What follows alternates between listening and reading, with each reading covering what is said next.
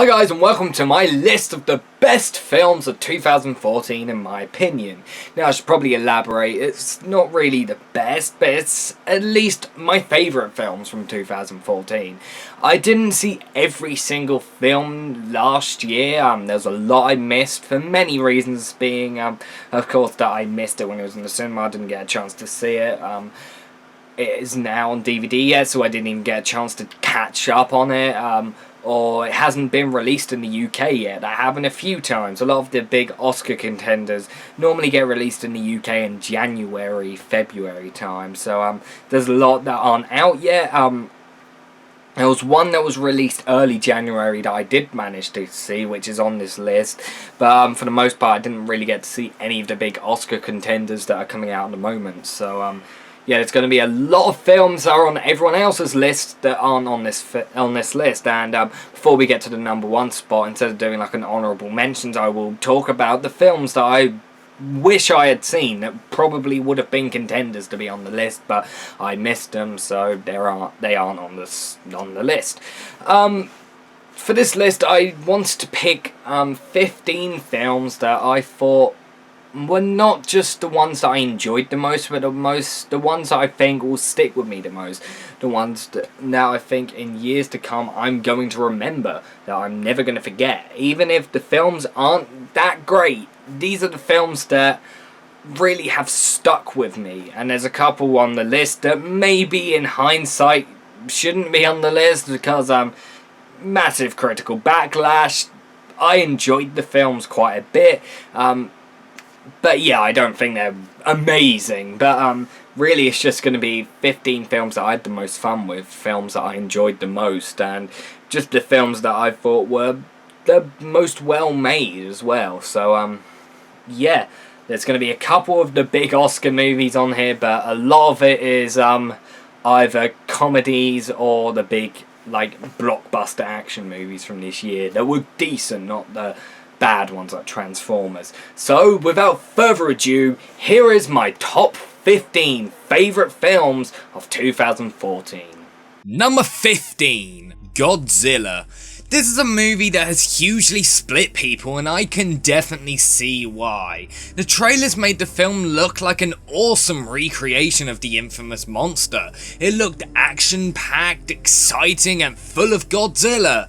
And when people saw the movie, it was nothing like the trailers. Godzilla was barely in the movie. One of the characters that was advertised to be a main character died early in the film, and a lot of the scenes were different in the final movie.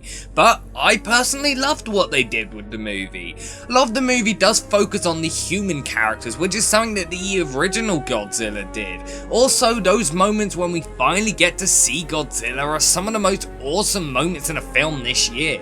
The effects are fantastic, and the director Gareth Edwards did an amazing job of making a film that was more than just your average action romp. If you like the original Godzilla movies, you'll probably like it because it's very close to it and definitely does work. I personally really liked it, and I cannot wait to see the sequel. Number 14, Bad Neighbours. This film was originally just called Neighbours, but its name was changed in the UK since they were afraid people would confuse it with the Australian soap opera with the same name. The film is all about Seth Rogen and his wife, played by Rose Byrne. The two of them essentially start a huge war after a frat house moves into the house next door to them, the leader of the frat being played by Zac Efron. The majority of the film is about Seth Rogen trying to get the frat kicked out the house and Zac Efron getting his revenge by pulling pranks on him. There are a lot of really funny moments in the movie. If you are a fan of Seth Rogen and his style of improvisational humour, then you'll definitely enjoy the movie.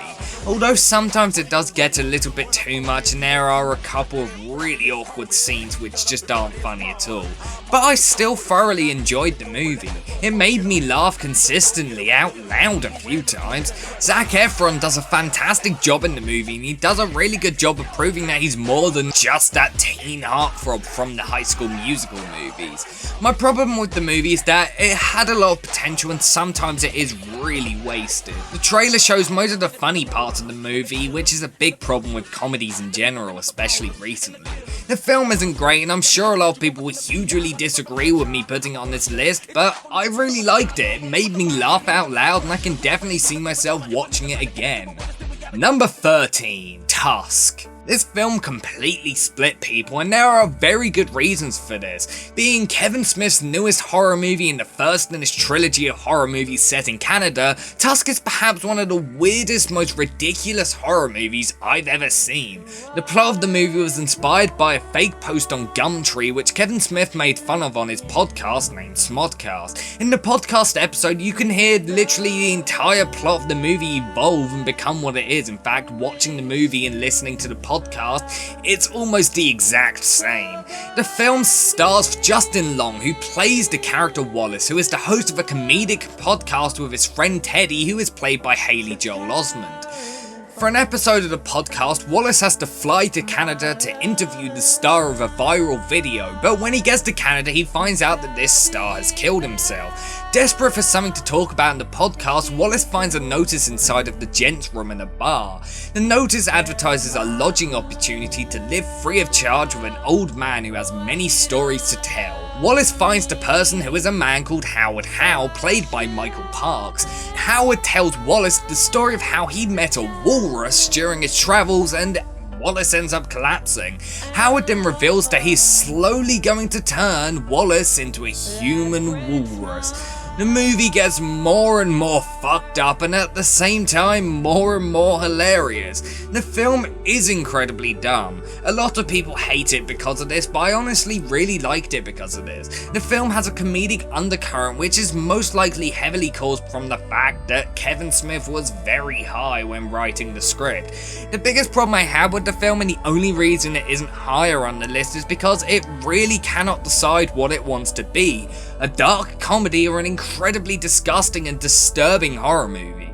The two don't really manage to blend together, and I think the film as a whole would have been better if it had just stuck to one of those genres. But the film really did stick with me after I saw it, and it is absolute proof that Kevin Smith is a fantastic director. The film is probably the best directed film he's ever done, even if it isn't actually his best film.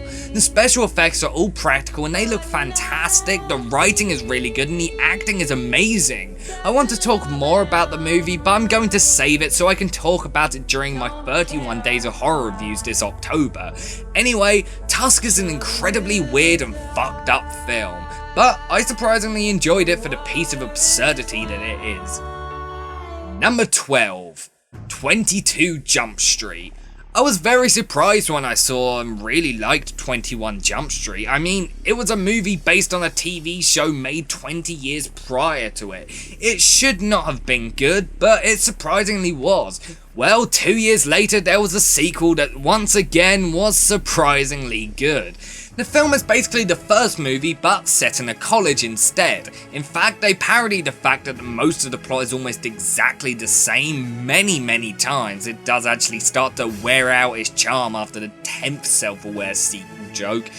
The film focuses much more on the humour aspect instead of the actions aspect like the previous film did. The movie was hilarious, but there was a lot of action, especially in the third act, which was surprisingly quite violent.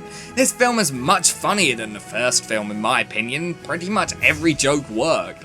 The script is incredibly smart and comes once again from Phil Lord and Christopher Miller, who also co-directed this film and also the Lego Movie, which is also on this list. If there was one big problem I have with the film, is that the film is a little bit too long and it really didn't need the cliched falling out scene that most comedies have. If they cut that part out of the film, it probably would have been tighter and even better. But for what it is, I still really liked the movie. Number 11. How to Train Your Dragon 2. I will never forget the experience of watching the original How to Train Your Dragon movie in the cinema. It remains the best film I've ever seen in 3D and one of the most exciting cinema experiences I've ever had. I was incredibly excited to see the follow-up movie, but I didn't get around to seeing it in the cinema, so I literally watched it for the first time on DVD. Although it's not as good as the original, it's still very close to being so. The film is set 5 years after the original and sees the main character Hiccup up, teaming up with all the warriors of his village to defeat the evil Drago Bloodfist, a villain who is creating an army of dragons to take over the world. The film has some of the best animation I have ever seen on film. At times I completely forgot I was watching a cartoon. That's how realistic it looked. The action scenes are gigantic and really well done. The film has a lot of emotion in it as well, similar to its predecessor. The only problem I really have with the film is that I didn't find myself being as immersed into the story, characters and world that the film created as I was when watching the first movie. This movie focuses more on drama, and action is surprisingly quite self-contained for the film that it is. However, I still really enjoyed the movie. It's very mature and I really respect that. Plus, it's got Jon Snow in it. I mean, that's got to count for something. Number 10, The Inbetweeners 2. I'm a huge fan of the original Inbetweeners TV show. When it was first on, I absolutely loved it. I only actually watched the third and final season when it was first being aired, but I still felt like I was being a part of something big every time I watched it. I saw the first movie in the cinema twice. I saw it the day it came out and then once again a couple weeks later, making it the only film I've seen multiple times in the cinema. But that doesn't mean I love the film. It's okay, but it's nowhere near as good as the show. In fact, it fails to capture pretty much all of the show's charm. The reason we love the show is because of the characters and the awkward and most of the time absolutely disgusting situations they get themselves into. The Inbetweeners 2 actually feels like the show. It does everything that the first film should have done. The film sees Will, Neil and Simon going out to Australia to surprise Jay while he's on his gap year. The film is pretty much all about the antics they get themselves into while in Australia. What I loved about the film was how they really managed to go back and capture a lot of the heart that the show had.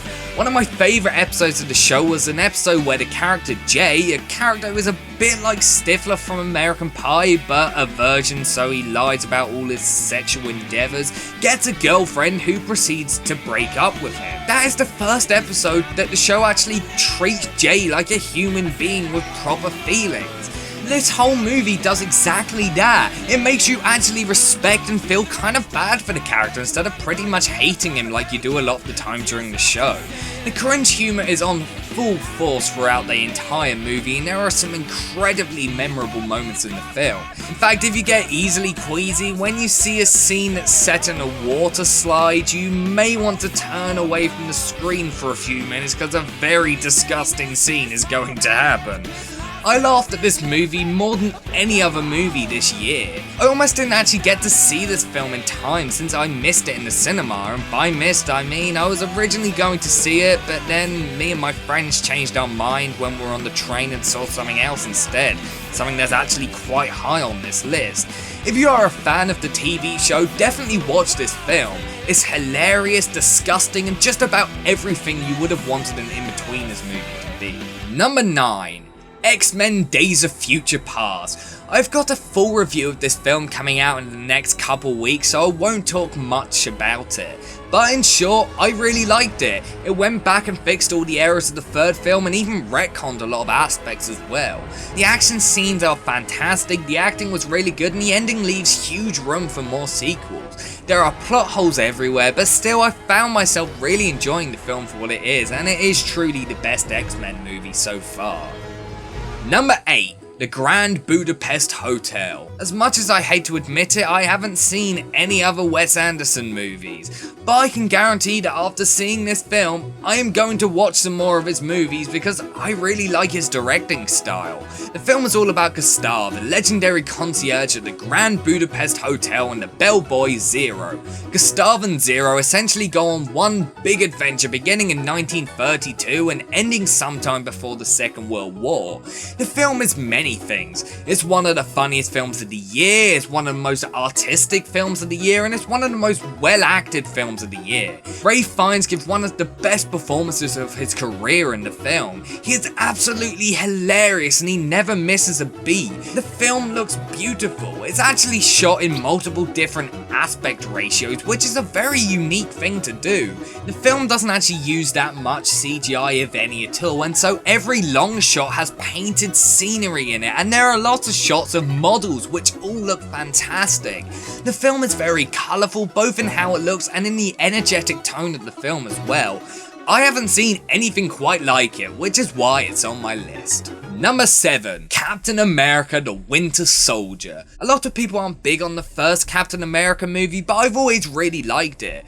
When going into its sequel, I wasn't sure what to expect, but I certainly did not expect it to be the way that it was. The film has a very spy thriller-esque style to it and rarely actually feels like a Marvel superhero movie. A lot of the action is simply people throwing punches, which I really liked. There are also car chases in the film, all of which are fantastic and exciting. In fact, the film is pretty much non-stop action and chaos, and it really works. The story is fantastic and would even work well as a standalone movie that wasn't set in the Marvel universe. I also love the way they finally give Black Widow more screen time and evolve her character more than the Avengers ever did. It's much better than the previous Captain America movie, and it remains one of the best Marvel movies to date. Number 6. The Lego Movie.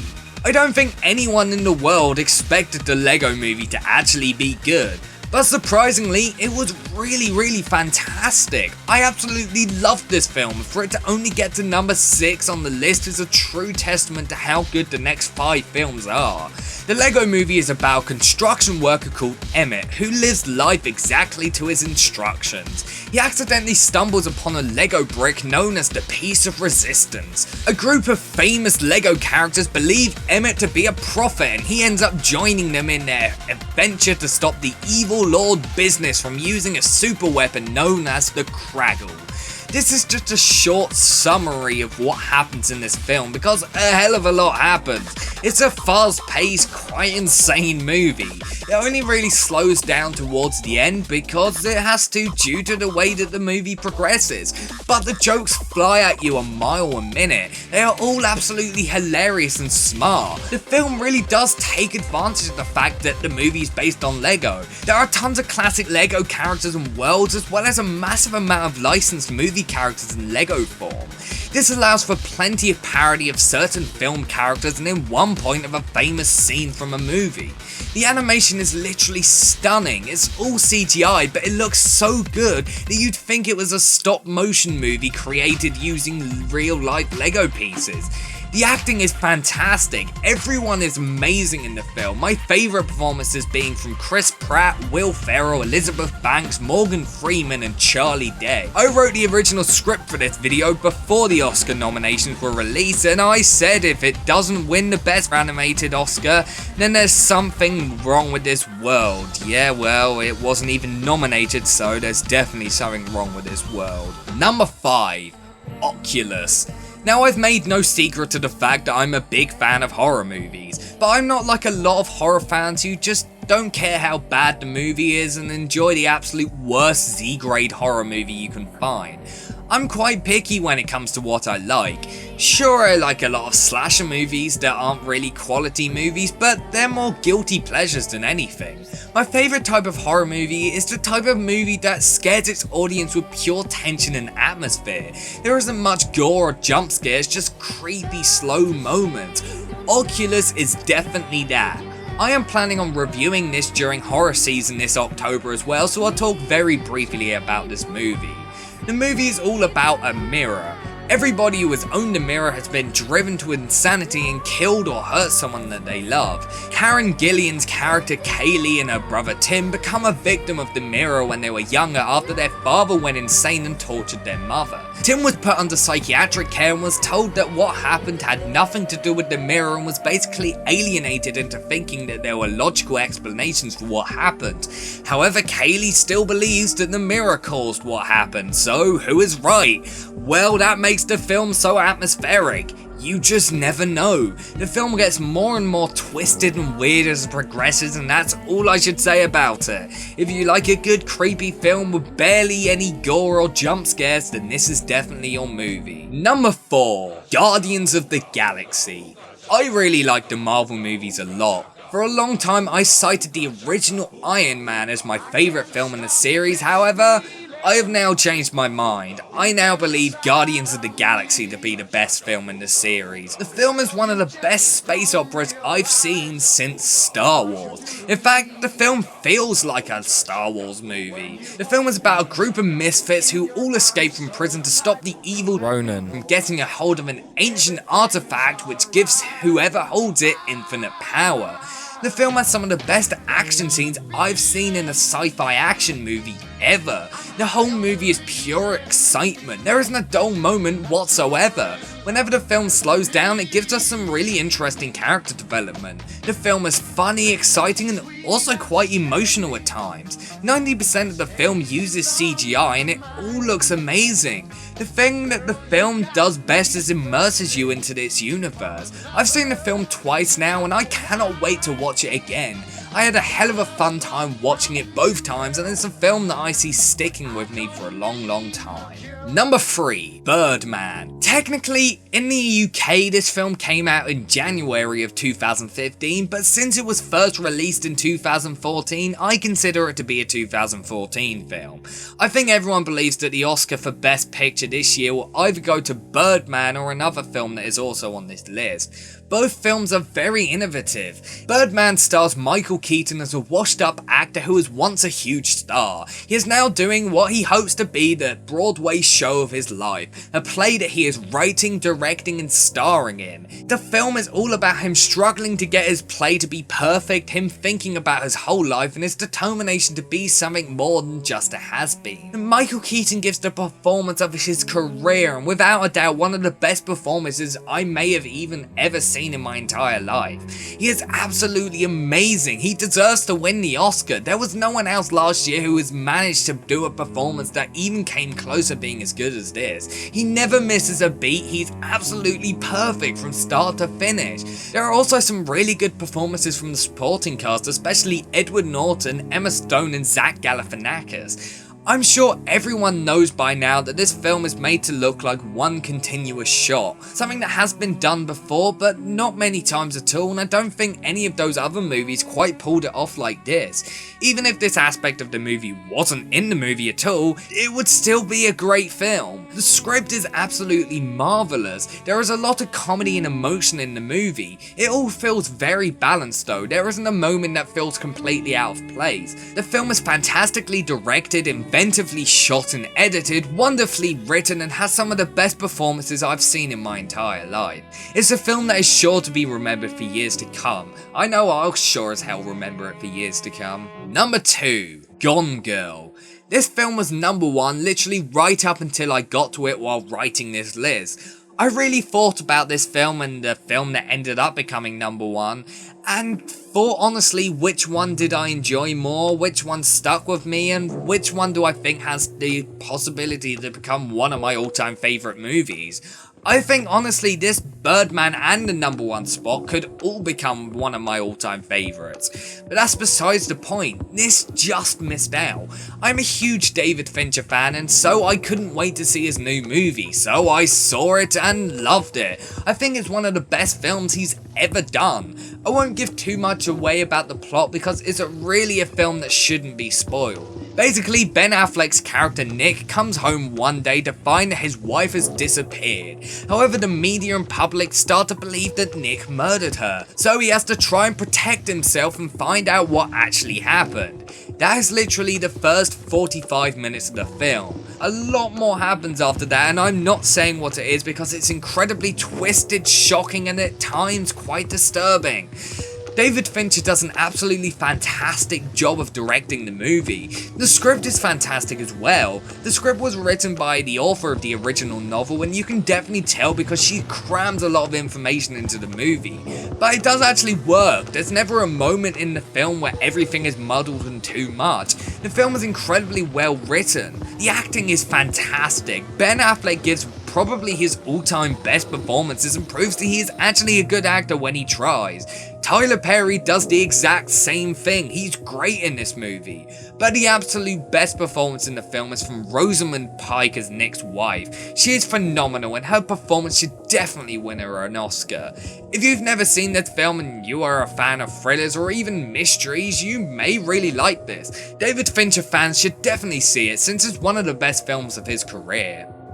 Before we get to the number 1 spot, I'm going to list some of the films that I really wanted to see from 2014 but didn't get to see them in time for the list. In fact, there's even a film on this list that I have now seen, but when I was writing it I hadn't, so I didn't put it on. Interstellar, Big Hero 6, Edge of Tomorrow, Frank, The Wind Rises, Under the Skin, The Imitation Game, Whiplash, Foxcatcher, and finally The Babadook, which I have now seen, but as I said when writing the list I hadn't, so it didn't make it. But trust me, it would have been on the list. And my number 1 favourite movie of 2014 is Boyhood. I'm sure a lot of you knew this was going to be number 1, especially after my rave review of the film earlier in the year. Yep, surprisingly this was almost knocked off of the number 1 spot. But when I really thought about the film and the effect that it had on me, Boyhood definitely was the best movie of the year in my opinion. I also watched the film again, which made me love it even more. The film was directed by another one of my favourite directors, Richard Linklater.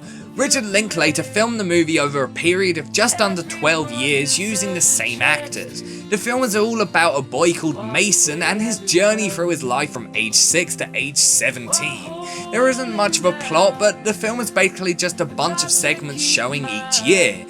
And I loved it. I loved every second of it, and I'm not just saying that, I love it because of how it was shot. I truly love this movie. A lot of people have said that the only reason people like it is because of how it was shot, and that apart from that it's an incredibly average movie. But I not only disagree, I am offended to hear someone say that about this film. Since the character in the film was born only a year before me, watching this film was almost like seeing my life flash before my eyes in 3 hours. Of course there are loads of differences. My parents aren't divorced, for example, I've never lived in the house of an aggressive alcoholic, and loads of other things. But I really felt like I could relate to the character of Mason. The film was beautifully directed, really well written, and has some fantastic performances in there as well. Ethan Hawke and Patricia Arquette were both fantastic and were of course nominated for the Best Supporting Actor and Actresses nomination at the Oscars, and I definitely think they should win it because they were great. The film is breathtaking, an absolute achievement of cinema. Also, the music is fantastic. I mean, the soundtrack is fantastic, and that's just one of the many things I love about the film. I honestly think I could analyse what I like about nearly every scene of the movie. It's just fantastic. This is most likely going to win the Best Picture Oscar this year. It was critically acclaimed and it topped more critics' Best of the Year list than any other film this year. If you haven't seen it, definitely see it. It's one of the best coming-of-age movies ever made by one of the most influential directors ever. Thanks for watching this top 15 list, and my top 10 favourite songs of the year list will be out very soon if I can actually be bothered to make it, so don't be surprised if it never comes out.